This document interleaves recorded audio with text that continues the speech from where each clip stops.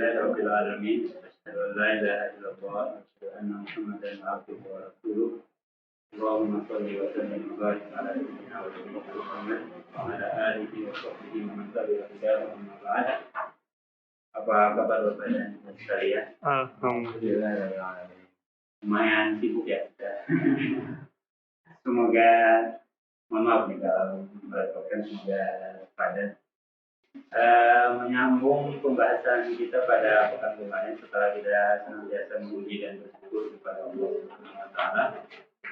Alhamdulillah. Jadi teknologi ini memang saya syukuri ya, alhamdulillah, jadi memudahkan luar biasa. Kalau dulu nyari kitab atau nyari buku ini kadang buku-buku tertentu luar biasa sulit ya, pun harganya mahal. Kalau sekarang hampir banyak tapi hampir semua kitab-kitab itu tinggal kita ketik di internet dan bisa kita cari. Jadi itu ada sesuatu yang sangat luar biasa. Akan tapi kita tidak melupakan bahwa manusia lebih daripada hal tersebut karena kita diberikan akal pikiran oleh Allah Subhanahu wa taala. Kenapa kami singgung tentang itu? Karena salah satu tujuan kita belajar adalah untuk memberikan akal pikiran. Dan ini terkait cerita dari malam ya, sebelum kita masuk. Jadi di masjid dekat rumah kami itu sholat maghrib ini ceritanya. Dia ada seorang, nggak tahu sih, kayaknya musafir ya. Jadi dia beberapa kali sholat di masjid kami itu, tapi bukan orang situ. Pas rakaat kedua, posisi beliau ini di belakang imam. Pas rakaat kedua, bangkit rakaat kedua itu sholat maghrib, dia membelakangi kiblat. Orang ini, jadi kan kita hadap sini kan, dia berputar ke belakang kiblat sekarang. Dan sholat sendiri, jadi tidak lagi ikut imam, sholat sendiri, imam baca ayat, dia rukuk, sujud, dan sampai selesai lebih awal daripada imam dengan membelakangi kiblat tersebut. Walau sih sepertinya mungkin ada pikiran atau apa. Jadi berarti kalau orang wajar kan berarti tidak mungkin sholat membelakangi kiblat, tidak sah sholatnya, karena di antara syarat sahnya sholat adalah menghadap kiblat. Ini tidak menghadap kiblat dan juga menyalahi imam. Maksud kami adalah bahwa kita bersyukur sekali, alhamdulillah, diberikan Allah akal yang alhamdulillah juga masih sehat, wajar, berfungsi sebagaimana mestinya, sehingga pada sore hari ini bisa kita pergunakan kembali. Semoga kita mendapatkan ilmu dari apa yang kita sampaikan dan kita pelajari bersama. Baik, melanjutkan yang kemarin, kita akan membahas tentang keadaan bangsa Arab sebelum datangnya Islam. Jadi tema utama kita sebenarnya Rasulullah, yaitu tentang kelahiran Rasulullah. Tapi kita ingin tahu dulu sebelum datangnya Islam ini bagaimana sih sebenarnya keadaan bangsa Arab. Jadi kalau sempat pembahasan kita pada sore hari ini adalah satu, letaknya Jazirah Arab yang nanti Rasulullah akan hadir dari sana. Kemudian juga penduduknya. Kemudian yang ketiga adalah situasi politik di sana. Belajar.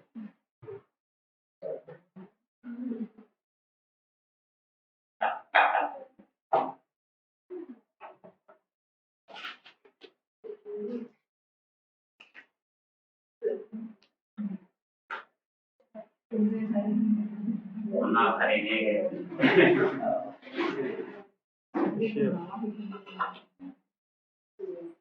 Karena memang tentang lokasi kita.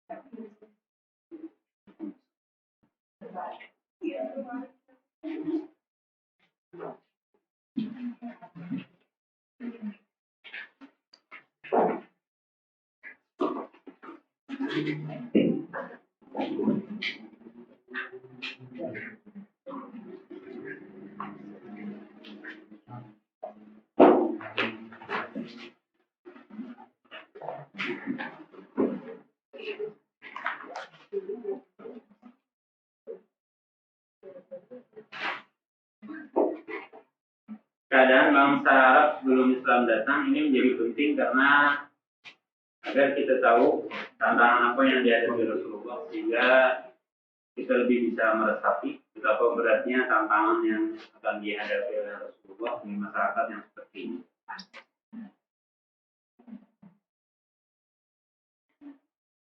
Jadi Nabi SAW diberikan Allah usia 63 tahun. Dan ini adalah usia kebanyakan umatnya Nabi Muhammad. Rasulullah SAW di sebuah hadis menyampaikan bahwa amar umati baina sitin usbah. Umur umatku kebanyakannya adalah antara 60 dan 70. Nabi SAW usia beliau adalah 63 tahun. Dan usia tersebut akan kita bagi menjadi dua fase, yaitu marhalah Makkah atau fase Makkah. Yang itu beliau habiskan selama 53 tahun. Walaupun itu pun juga terbagi dua lagi, sebelum kenabian 40 tahun karena Nabi diangkat menjadi Nabi usia 40 tahun. Kemudian sesudah kenabian itu kurang lebih 13 tahun yang juga terbagi pada dua keadaan. Yaitu keadaan pertama ketika Nabi berdakwahnya secara rahasia. Jadi Nabi memulai dakwahnya dengan rahasia, tidak terang-terangan, dan itu berlangsung kurang lebih 3 tahun. Kemudian dakwah Nabi secara terang-terangan itu kurang lebih selama 10 tahun. Adapun waktu Madinah ada 10 tahun, yaitu diizinkannya Nabi berperang, termasuk nanti Fathu Makkah yang diikuti dengan berbondong-bondongnya masuk Islam orang-orang Arab.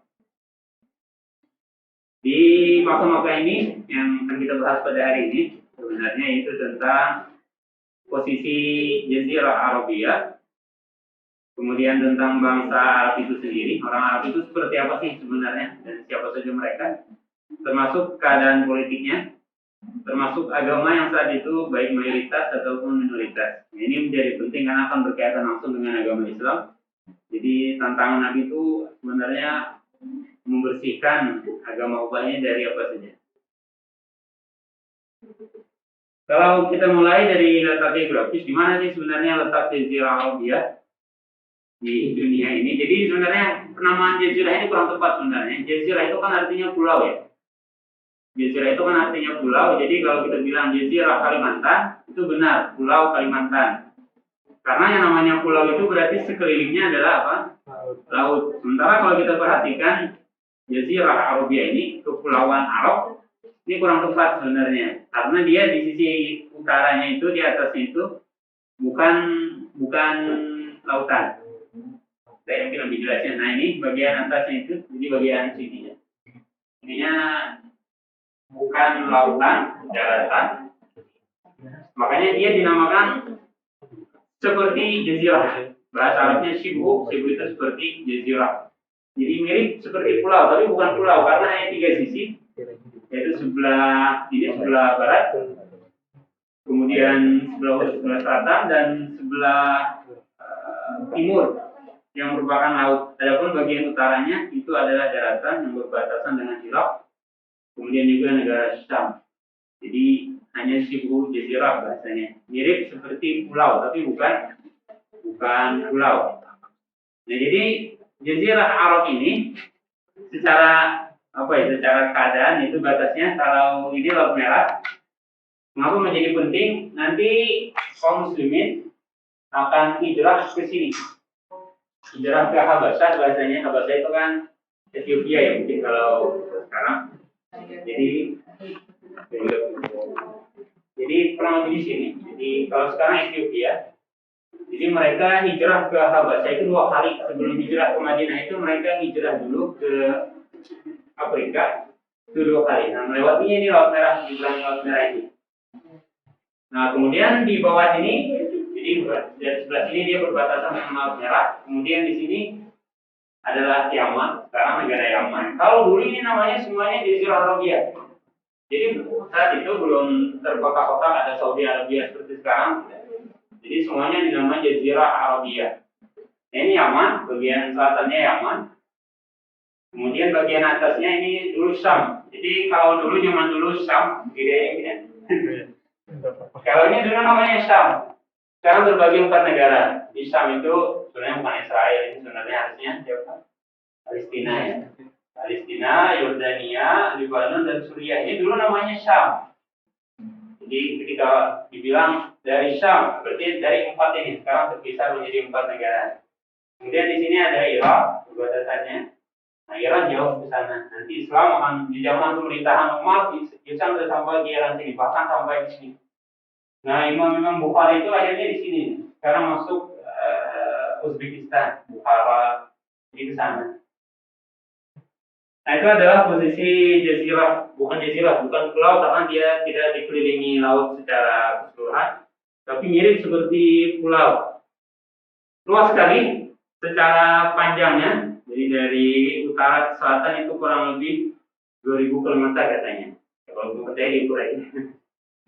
Jadi dari atas sana ke bawah sini, karena dulu itu termasuk Jazirah Arabia, itu kurang lebih 2000 km. Kemudian dari barat ke timur, itu kurang lebih 1500 km. Jadi sangat luas sekali. Bayangkan zaman dulu itu nggak ada transportasi seperti sekarang. Nah, keadaannya beda jauh dengan kita, beda 100%. Karena kalau kita banyak sungai, adapun di Jazirah Arabia tidak ada sungai. Kehidupan semata bergantung pada hujan, yang itu jarang sekali turun.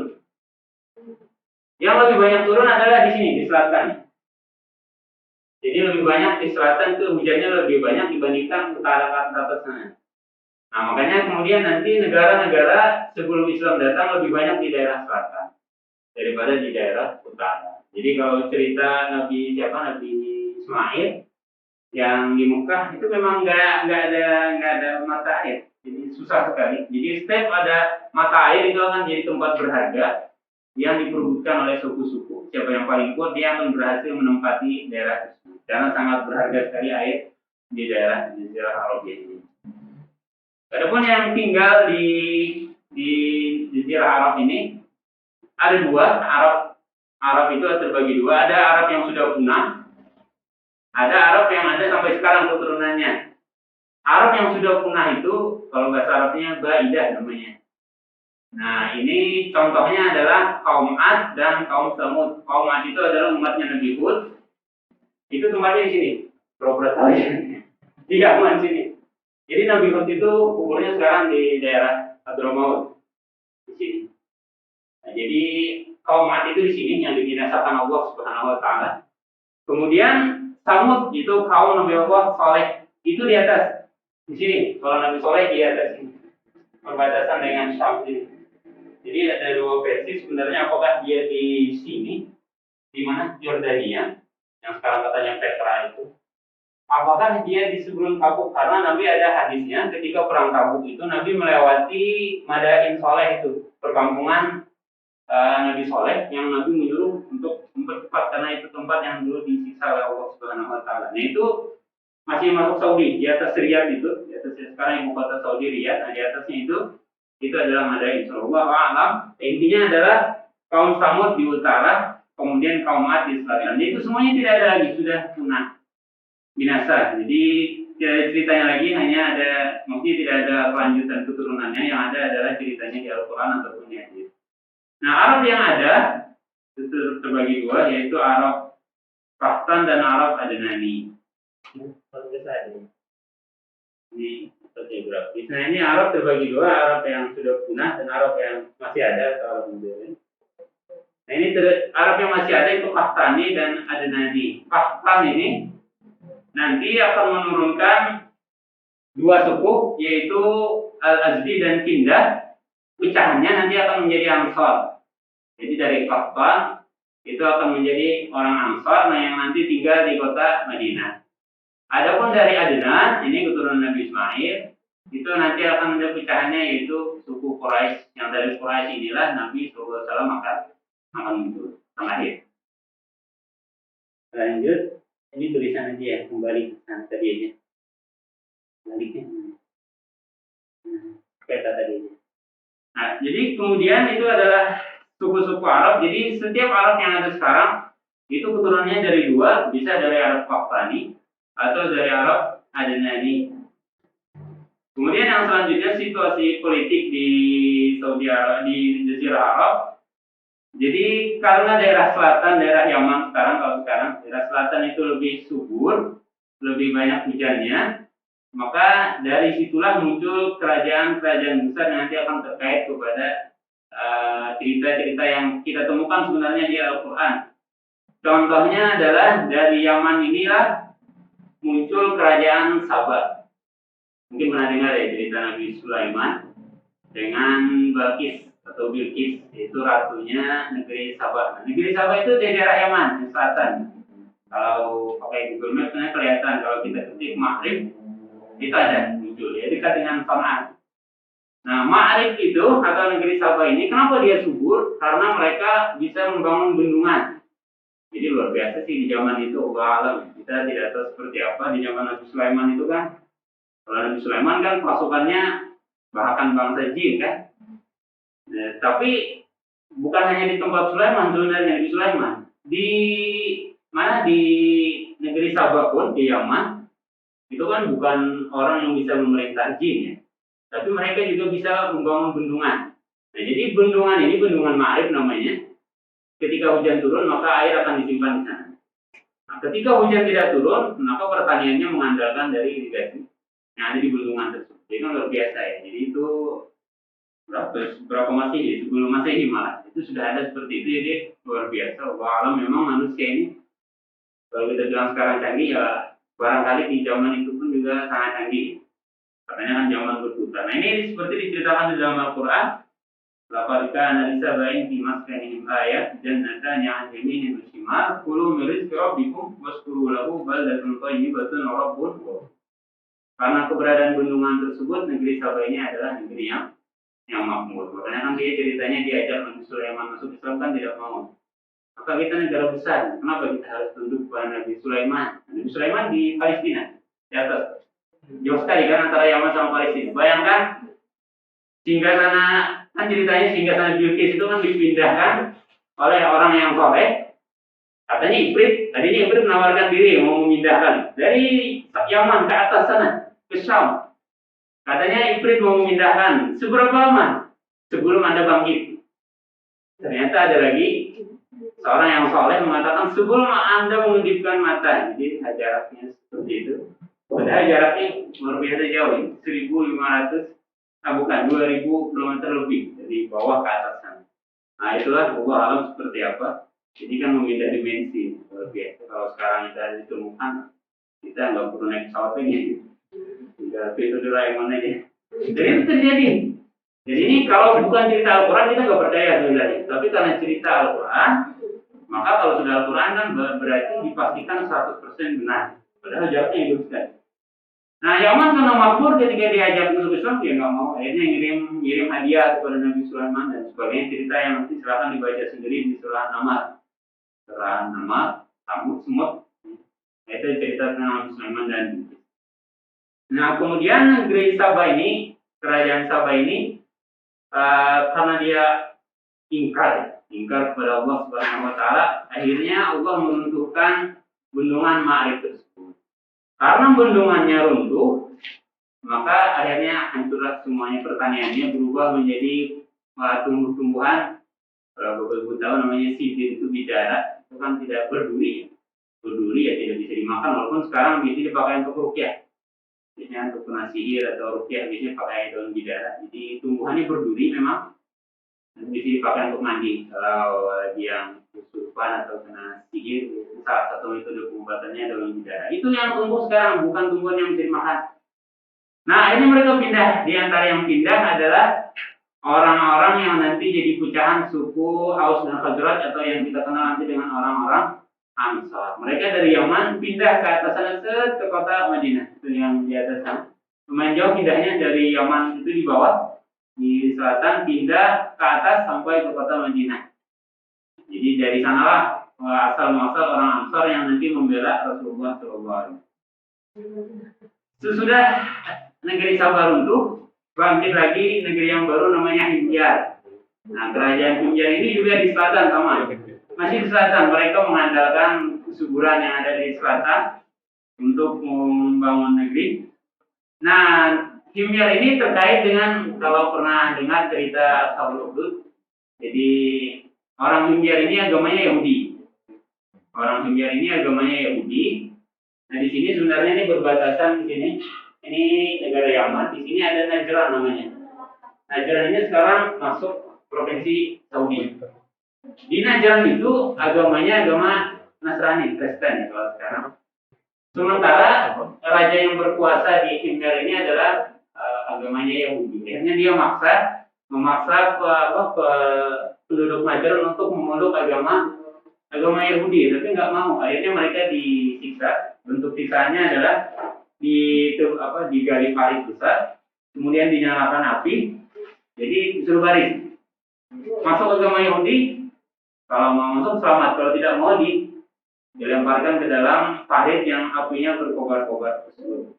Nah, ini silakan nanti dibaca sendiri di surah Di surah Al-Buruj. An-nar Qutila ashabul ukhdud an-nar dzatil waqud. Nah, itu menceritakan tentang orang-orang Najran. Itu diceritakan adalah di Najran yang dibunuh karena mereka tetap beragama Nasrani. Saat itu agama Nasrani adalah agama yang benar. Jadi saat itu agama Nasrani adalah agama yang benar. Kemudian karena sebab itu, ini nanti terkait dengan di Mekah. Jadi kan orang Himyar, Raja Himyar ini membunuh orang-orang Najran yang beragama Nasrani. Karena dia memaksa harus masuk agama Yahudi, orang nggak mau, dia bunuh. Nah, kemudian di atas sana kan di Syam itu yang berkuasa masih Romawi. Ini di Syam itu sampai yang Nabi mau perang itu kan dengan orang Romawi. Jadi di atas itu masih kekuasaan Romawi. Ini yang bebas kekuasaan itu ini aja. Yang orang nggak mau menguasai dulu. Jadi ini dikuasai juga. Di sini dikuasai. Di sini nggak ada yang mau menguasai karena mau kok padang pasir sejauh mata memandang, tidak ada harapan. Jadi dibiarkan saja. Kalau Syam subur, bahkan diceritakan kalau sekarang kan ekspor utama Spanyol itu kan zaitun ya. Spanyol itu kan di sini, ya, dia nyebrang sini, Mesir, Sudan, terus Aljazair, sini Maroko, terus sampai Maroko nyebrang sedikit ke Andalus atau Spanyol. Nah itu nanti abad kedua Hijriah Islam sampai ke Spanyol. Dari sini, dari Afrika terutamanya. Nah, mereka dari Syam bawa tanaman-tanaman, diantaranya adalah apa? Zaitun. Padahal itu nggak ada di sana, adanya di Syam. Nah, itu sekarang malah jadi komoditi utama di negara sana karena dia masuk merepotkan. Terima kasih.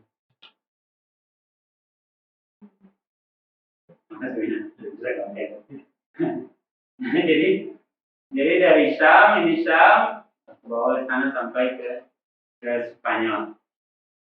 Sampai mana tadi ya? Jadi di sini Himyar, kerajaan Himyar. Kalau kita Google Maps silahkan nanti dicek ya. Kalau di Google Maps ada kelihatan. Di sini rajanya Najran di sini. Sekarang masuk Saudi, daerah Najran, masuk kabupaten atau provinsi di Saudi. Setelah disiksa, ini Raja Romawi yang ada di sini menguasai di sini. Dia mendengar bahwa orang-orang yang satu agama dengan dia dibunuhi. Dia marah. Karena ada fanatisme agama sesama Nasrani. Namanya Justin An-Nasrani. Dia marah. Tapi dia merasa jauh. Akhirnya di sini nih yang Habasah namanya dulu sekarang Ethiopia, termasuk mungkin Eritrea dan namanya dulu Habasah semua ini. Nah, di sini ada raja namanya Najasyi. Najasyi itu adalah gelar untuk raja di Afrika. Agamanya sama dengan orang Najran, itu agama apa? Agama Nasrani. Akhirnya dia mengatakan, wahai Najasyi, saya jauh, tapi kamu sekarang pergi ke Yaman, ke Himyar, Berikan pelajaran kepada rajanya yang telah membunuh orang-orang yang satu agama dengan kita di Najran.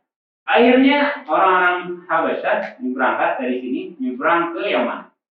Nyebrang ke Yaman dengan pasukan besar, menghukum rajanya, sampai akhirnya dikalahkan. Akhirnya orang Habasyah yang tinggal di sini. Di antara yang tinggal adalah namanya Abraha. Di antara tokoh orang Afrika yang nyebrang ke sini, walaupun dia bukan pemimpin utama, tapi yang jadi pemimpin utama namanya Abraha. Dia ini yang bangun satu kanisa itu, maaf kalau sekarang namanya gereja mungkin ya, tempat ibadah orang Nasrani. Namanya Qulais. Jadi walaupun kelihatannya keren, tapi jangan dinamai anak Qulais ya, karena itu nama gereja yang dibangun oleh Abraha. Jadi bangun besar nih, karena dia jadi kan sebenarnya orang-orang Arab itu di Mekah ini masih kan Ka'bah sudah ada. Baitullah kan sudah ada sejak zaman Nabi Ibrahim. Dan mereka zaman Nabi Ibrahim kan melaksanakan ibadah haji. Haji itu tetap ada. Jadi sebelum Nabi datang orang-orang itu tetap melaksanakan haji, tapi tata caranya tidak sesuai dengan syariat. Nah, mereka pergi ke Mekah. Yang di sini, ngapain kalian ke Mekah, kata Abraha? Saya bangunkan yang lebih bagus, namanya tadi Qulais. Bahkan katanya dihiasi dengan emas dan perak. Jadi bagus, dibikin bagus agar tujuannya orang mau masuk agama Nasrani dan juga orang mengganti yang tadinya pergi ke Mekah, ke Baitul Haram, sekarang pergi ke sini. Tapi orang Arab tidak mau. Bahkan diceritakan di kotori, mohon maaf, ada yang buang kotoran di sana. Akhirnya Abraha marah. Karena kemarahannya, dia bertekad untuk menghancurkan Ka'bah. Ini terjadinya di zaman siapa? Kakek pertamanya Nabi, yaitu Abdul Muttalib. Siapa nama kakeknya Abdul Muttalib? Kalau arti kan berarti hambanya Muttalib. Nama aslinya ada yang tahu? Namanya sebenarnya Syaibah. Nama Abdul Muttalib itu namanya Syaibah. Adapun Muttalib ini adalah pamannya. Jadi di antara paman Abdul Muttalib ini namanya Muttalib. Syaibah ini tadinya tinggal di Madinah, kemudian dijemput oleh pamannya Muttalib ini, dibawa ke Mekah. Di belakang ini naik kuda atau tunggangan atau unta. Karena dia kecil, orang bilang, ini adalah budaknya si Muttalib, katanya. Bahasa Arabnya Abdul Muttalib. Bukan, dari dia bukan budak saya, dia keponakan saya. Tapi orang sudah terlanjur menyebutkan Abdul Muttalib, sehingga jadilah namanya Abdul Muttalib, budaknya si Muttalib. Padahal nama aslinya adalah Syaibah. Jadi kadang-kadang salah sebut ini jadi gelar, jadi nama. Nah, Abraha marah, akhirnya bertekad menghancurkan Ka'bah yang ada di sini. Jadi dia berangkat dari Yaman sini, berangkat ke Mekah, tujuannya menghancurkan Ka'bah yang di depannya itu dipimpin oleh pasukan-pasukan yang mengendarai gajah. Nah, ini diabadikan di Al-Quran di surah Al-Anfal. Di keterkaitannya itu seperti itu, alam para kaifa fa'ala juga biasabil sampai terakhir ayat. Itu pun ceritanya panjang kalau mau diceritakan proses bagaimana Allah menjagakan Ka'bah dari kehancuran. Akhirnya binasalah pasukan Abraha dan kemudian kerajaan Himyar ini juga kembali runtuh. Nah, selesai pembicaraan kita tentang kerajaan ini dan kaitannya dengan kelahiran Nabi SAW. Kemudian kita menuju ke Quraisy sekarang. Ini Quraisy ada di sini. Orang Quraisy ini tinggal memang di Mekah. Mereka lah yang mengatur pemerintahan, bahasanya kalau bisa disebut pemerintahan yang ada di kota Mekah. Di antara hal yang menyebabkan orang Quraisy ini sangat terkenal, satu karena posisi mereka di Mekah. Karena orang-orang bangsa Arab bahasanya sejahiliyah bagaimanapun mereka tetap menghormati Makkah karena di sana ada Baitul Haram.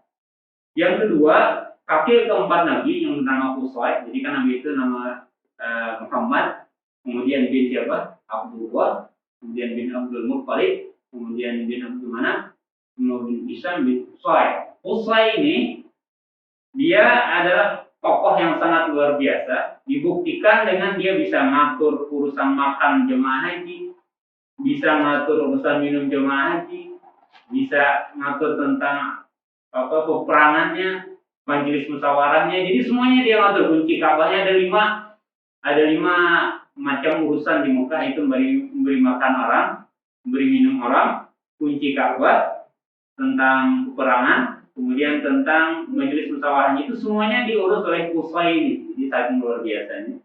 Jadi tokoh luar biasa. Yang itu nanti anak-anaknya di zaman Abdul Muthalib diurus oleh 10 orang. Di zaman Qusay dia urus sendiri. Jadi generasi sesudahnya harus diurus oleh 10 orang untuk menunjukkan bagaimana ketokohan si Qusay ini. Nah, karena itulah suku Quraisy ini semakin terkenal. Jadi karena posisinya di Mekah dan juga karena apa? Salah satu datuknya itu Qusay ini yang luar biasa, tokoh besar. Akhirnya semakin membuat suku Quraisy dikenal oleh bangsa Arab. Itu keadaan politik yang habis ya. Nah, sekarang sebenarnya keadaan agamanya. Jadi bagaimana situasi agama? Ringkas saja mungkin agama yang tersebar di negara Arab, di Jazirah Arab ini adalah agama penyembah berhala. Jadi di zaman Ibrahim benar mereka mengesahkan Allah, tapi seiring berjalannya waktu maka mereka melupakan bahwa datuk moyang mereka adalah orang yang menyembah Allah. Padahal kan keturunannya Ibrahim, Ismail. Jadi Ibrahim ini memang makanya disebut bapaknya para nabi karena anak-anak beliau adalah anak-anak nanti keturunannya jadi nabi. Baik yang istrinya orang Arab itu Hajar, ataupun yang istrinya orang Yahudi itu siapa? Sarah. Jadi kalau dari Hajar kan Ismail, kemudian kalau dari Sarah siapa? Ishak. Jadi Ishak, Yakub, Yusuf, semuanya Musa, semuanya dari sana. Kalau dari Ismail hanya Nabi Muhammad saja. Makanya orang Yahudi selalu iri dengan bangsa Arab. Kenapa Nabi terakhir dari orang Arab? Padahal kami yang dulu banyak jadi Nabi. Harusnya Nabi terakhir itu berasal dari kami bangsa Yahudi. Nah, jadi menyembah berhala. Sebabnya ya sepele katanya Allah alam. Jadi ada salah seorang tokoh yang pergi ke sini ke Syam. Di Syam dia melihat berhala paku. Akhirnya mungkin hanya sebagai cenderamata hadiah. Jadi dia bawa pulang ke sini. Dia bawa pulang ke Mekah, ditaruh di samping Ka'bah. Awalnya, jadi hanya ya mungkin sekedar iseng saja hadiah atau cenderamata atau apa, jalan-jalan dari Syam beli patung. Akhirnya semua suku beli patung. Jadi kalau di zaman Nabi kan dihancurnya lebih dari 300 ya patung yang dihancurkan ketika patung Makkah itu adalah milik setiap suku. Jadi satu suku punya patung. Jadi Ka'bah yang tadinya untuk mengesahkan Allah sekarang malah jadi tempat pusatnya para berhala. Yang paling besar ada yang Hubal. Jadi jangan juga dinamakan anak Hubal, kita mentang-mentang aja di bahasa Arab Hubal. Anaknya namanya siapa? Hubal, ada nama berhala terbesar. Lata, jadi tidak. Nah, itu agama yang paling mayoritas di samping agama Yahudi yang masih ada di sini. Jadi sebagian masih ada Yahudi di sini. Termasuk ada Yahudi yang sekeliling kota Madinah. Sebagian Yahudi ada di sini pindah dari Syam. Jadi mereka Bani Kainuqa, Bani Quraisyah nanti diusir. Jadi di zaman Nabi nanti memerintah Madinah, semua orang Yahudi yang ada di kota Madinah diusir. Jadi terakhirnya tidak ada lagi Yahudi di kota Madinah. Semuanya baik Bani Quraisyah, Bani Nadir, semuanya diusir. Nah, karena memang mereka yang bahasa yang jelas, memang nggak dianut, jadi yang diusir. Nah, nanti tapi sebelum Islam datang, mereka ada di sini orang Yahudi. Kemudian sebagian di Najran masih ada orang Nasrani. Jadi ada agama mayoritas adalah agama penyembah berhala, kemudian ada Yahudi, ada Nasrani.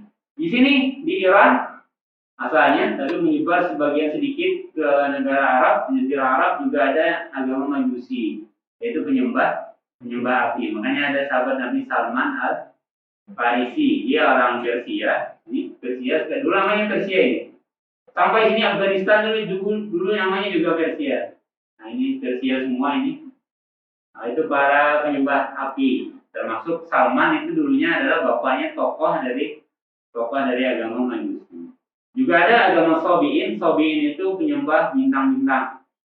Jadi dia percaya bahwa bintang-bintang itulah yang menentukan perubahan yang ada di dunia ini. Itu juga ada, tapi mayoritasnya adalah penyembah berhala. Nah itu adalah agama-agama yang tersebar sebelum kelahiran Rasulullah SAW. Nantinya dakwah Rasulullah selama 23 tahun berhasil mensucikan Jazirah Arab ini semuanya. Jadi ketika Nabi wafat itu Jazirah Arab ini semuanya ini. Jadi bukan hanya ini, kalau Saudi kan sekarang ini nih Saudi. Dulu namanya semuanya Jazirah Arab, ini semuanya sudah masuk agama Islam. Di dakwah Nabi selama 23 tahun. Jadi drastis memang perubahannya.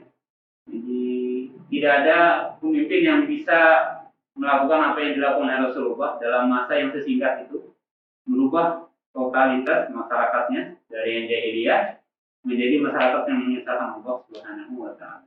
Nah, itu mungkin yang bisa kami sampaikan. Ada yang ditanya? Tidak ada mungkin ya. Nah, jadi insya Allah kalau nanti selanjutnya kita akan mulai masuk ke kelahiran Nabi Shallallahu Alaihi Wasallam. Jadi kelahiran Nabi ini banyak pelajarannya karena akan berkaitan dengan beliau sendiri. Walaupun beliau kan jadi Nabi usia 40. Jadi apa gunanya kita belajar Nabi kecil?